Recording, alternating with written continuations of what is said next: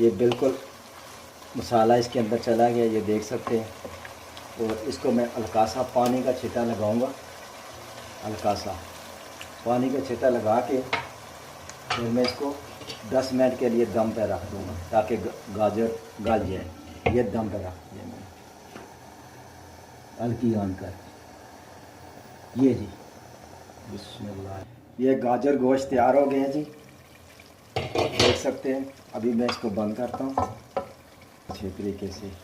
ये देखें गोश्त भी, ये थोड़ा सा धनिया डालेंगे इसके अंदर, बिस्मिल्लाहिर्रहमानिर्रहीम। एक आध मिर्च है और ये अदरक जी। माशाल्लाह जी, बहुत ज़बरदस्त, बहुत ही आला गाजर गोश्त। चैनल को सब्सक्राइब कीजिए और लाइक कीजिए और शेयर कीजिए। अगले व्लॉग तक के लिए इजाज़त दीजिए। अल्लाह हाफिज़।